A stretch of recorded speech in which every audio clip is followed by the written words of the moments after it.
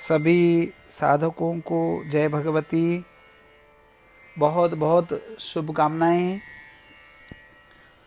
वर्तमान में बहुत साधकों के प्रश्न आ रहे हैं और साधक बहुत अच्छे मार्ग से प्रशस्त हो रहे हैं। साधना के अच्छे परिणाम भी मिल रहे हैं उनको। जीवन उच्च स्तर में जा रहा है। यह सुनकर, यह देखकर मन को बहुत संतुष्टि हुई कि हमने श्री विद्या साधना सेवा संस्था जिस उद्देश्य से बनाई थी उस उद्देश्य को सार्थकता मिल रही है। और लोग मंत्र जप तप और प्रदक्षिणाएं वगैरह का महत्व समझने लगे हैं। आगामी दिनों में मैं आपको अग्निहोत्र के विषय में भी बताने वाला हूँ। आज मैं आपको मंत्र के 10 विध संस्कार होते हैं उसके बारे में बताता हूँ। एक तो हम मंत्र करते हैं, बहुत से लोग कभी भी मंत्र को प्रारंभ कर देते हैं और उसका समय भी नहीं देखते हैं।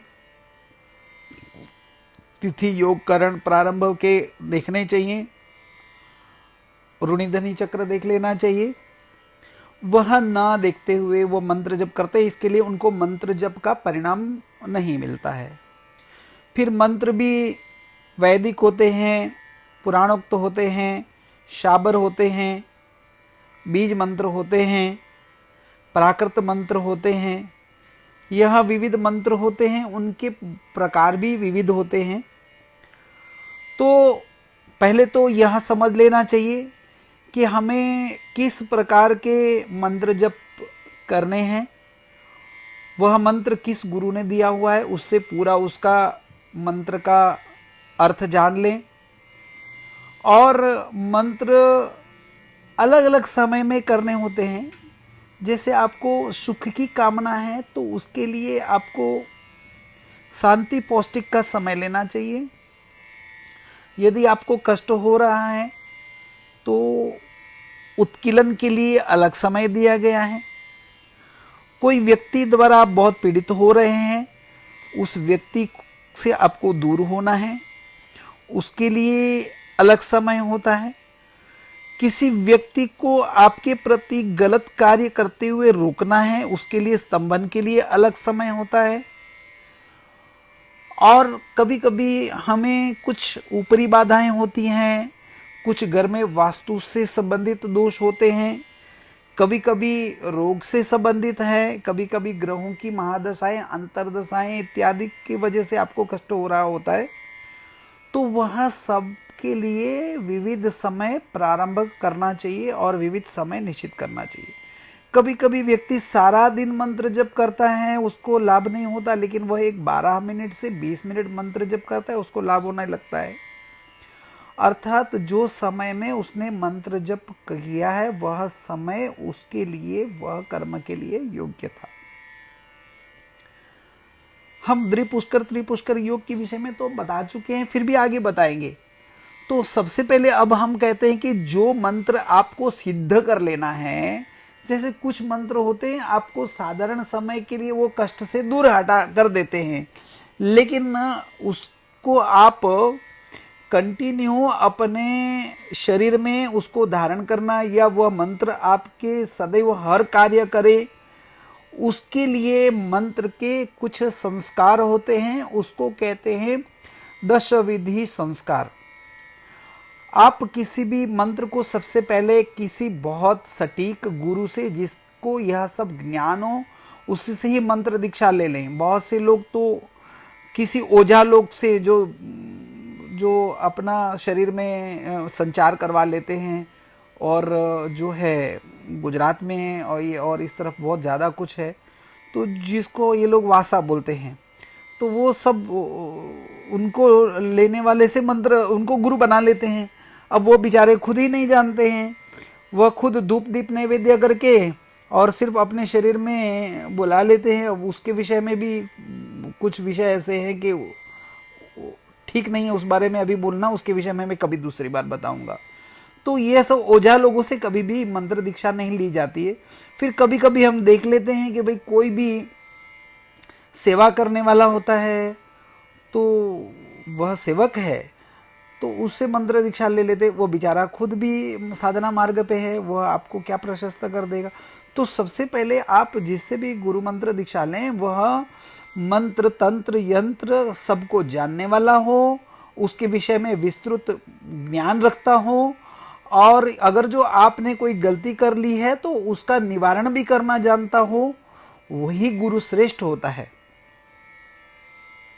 अब आगे कहता हूं कि मंत्र के 10 संस्कार में सबसे पहले मंत्र का जनन संस्कार, दीपन संस्कार, बोधन संस्कार, ताड़न संस्कार, अभिषेचन संस्कार, विमलीकरण, जीवनीकरण, तर्पण, गोपन और आप्यायन। अब इसमें यज्ञ होम वगैरह अलग आ गया है, इसको इससे थोड़ा सा अलग रखना होगा। तो मैं आपको इस विधि को कैसे करना चाहिए, तो जनन संस्कार, तो आप जो मंत्र कर रहे हैं उस मंत्र को भोजपत्र पर गोरोचन कुमकुम चंदन इत्यादि जो मंत्र आपने लिया है वह सात्विक है, राजसिक है, तामसिक है, उसका निर्णय लेके और उसको त्रिकोण में लिखें।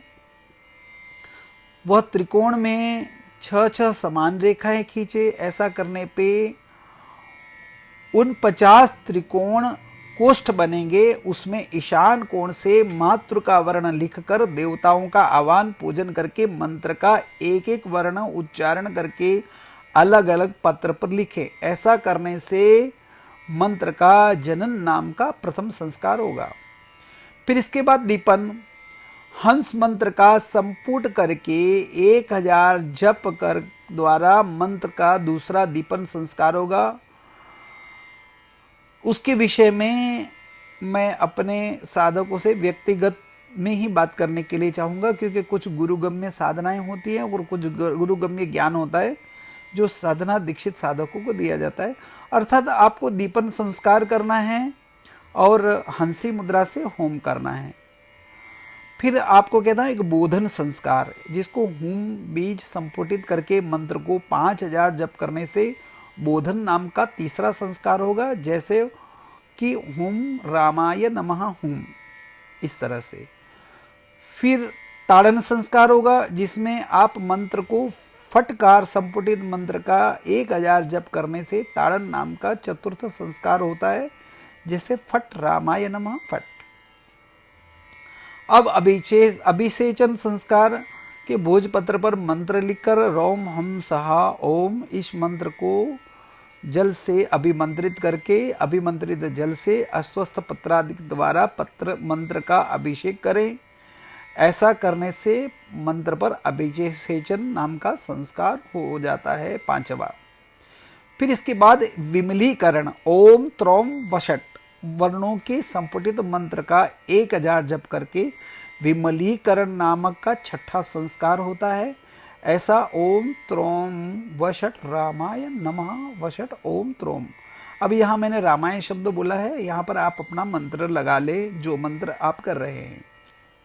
फिर मंत्र का जीवन संस्कार होगा, जिसमें स्वदाहा वषट संपुटित मूल मंत्र का 1000 जप करके जीवन नाम का 7वां संस्कार होता है, जैसे स्वदा वषट रामाय नमः वषट स्वदाहा। इसके पश्चात मंत्र का तर्पण संस्कार करें। दूग्ध जल एवं द्रुत के द्वारा मूल मंत्र से 100 बार तर्पण करना ही तर्पण संस्कार होता है।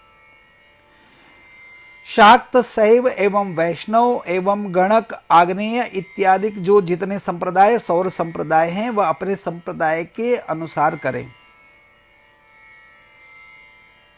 इसके पश्चात गोपन रिम बीज से संपुटित 1000 मूल मंत्र का जप करने से गोपन नाम का 9वां संस्कार होता है, जैसे रिम रामाय नमः रिम। इसके बाद आप्यायन संस्कार होता है, जिसको होम बीज संपुटित मूल मंत्र का 1000 जप करने से आप्यायन नामक संस्कार 10वां होता है, जैसे होम रामाय नमः होम। इस प्रकार सुसंस्कृत क्रिया द्वारा मंत्र सिद्ध होना शुरू हो जाता है। और यह मंत्र सिद्ध होने पे वह मंत्र आपके प्रत्येक कार्य करने के अंदर में आपको सहायक बनता है और आपके संकल्प मात्र से आपके कार्य सिद्ध होने शुरू हो जाते हैं। कभी कभी हमें विदेश में अमेरिका है, लंदन है, ऑस्ट्रेलिया है इत्यादि लंबे लंबे दूर दूर के देश हैं, वहां पर कोई कार्य आपको आपके अनुकूल करना है और आप यहां से जाने वाले हैं वहां पर और आपको भय लग रहा है, तो आप पहले से मंत्र सिद्ध करके और इस मंत्र का वहां पर अपना पहले ही ऊर्जा भेज देनी है संकल्प के द्वारा, जिसको अंग्रेजी में टेलीपैथी कहते हैं। वह टेलीपैथी तो नहीं कहेंगे हम उसके लिए, क्योंकि वह शब्द भी थोड़ा सा अधूरा है। तो यह संकल्प सिद्धि है जो आपको विदेश में भी मदद करेगी। और यह ऐसे अनुभव हमारे शिष्यों के हैं। पिछले हमारे वर्ष में अनुराग जी वगैरह हमारे शिष्य हैं जो भी लंदन में रह रहे हैं, यहाँ से अचानक गए हुए थे और वहाँ पर थोड़ा सा संकट में आए, तो हमने उनको मंत्र सिद्ध करने के लिए बताया और इस द्वारा मंत्र उन्होंने कुछ सिद्ध किए। तो आज वह वहाँ पर सुखी हैं, अपने कार्य से संतुष्ट भी हैं। कभी कभी आप विदेश में रह रहे हैं और आपको मंत्र के संस्कार के लिए वहाँ साधन सामग्री नहीं मिल रही है, तो किसी भी सिद्ध गुरु द्वारा या ब्राह्मण द्वारा जो जानकार हो उसके द्वारा आप पूरे संस्कार करवाइए और वह मंत्र का ऊर्जा है वह आपको प्राप्त होगी, इसमें कोई दो राय नहीं है। यदि इस विषय में आप कुछ भी जानना चाहते हैं और तो मुझसे संपर्क करें। हमारी श्री विद्या साधना सेवा संस्था इस विषय पर पिछले 15 वर्ष से अनवरत कार्य कर रही है। वैसे तो 32 वर्ष से काम चल रहा था, लेकिन 15 वर्ष पूर्व से हम बहुत पद्धति से करते हैं जो साधकों द्वारा। हमारे से जुड़ने के लिए आप फेसबुक पे मेरा पेज है श्री स्वरूप मनोज जोशी, और आप यूट्यूब पर सब्सक्राइब करें, बेल आइकन दबाना ना भूलें और लाइक करना ना भूलें। जब आप सब्सक्राइब करेंगे तो मेरे आने वाले वीडियो आपको प्रेषित होंगे, उससे आपको आगे बहुत ज्ञान मिलेगा और जीवन आपका प्रशस्त हो, ये मेरा आशीर्वाद है। और हमारे इंस्टाग्राम, ट्विटर इत्यादि जो आधुनिक जितने भी जुड़ने के साधन हैं, वह सब साधनों का हमने सदुपयोग लेना है। ऐसा इसके लिए आप ट्विटर पे भी पूछ सकते हैं, आप हमें इंस्टाग्राम पे भी पूछ सकते हैं। तो आप इस तरह से जुड़िए हमसे और आगे आपको आपका जीवन अच्छा बने और भारत समृद्ध हो। सनातन संस्कृति के सिद्धांत से लोग बहुत सुखी हों, लोगों का जीवन बहुत अच्छा बने, घर में संस्कार निर्मित हों और अच्छा समाज बने, अच्छा देश बने, अच्छा पूरा संसार बने, यही हमारी कामना है। जय भगवती, जय भगवती। श्रीमन्नारायणाय नमः।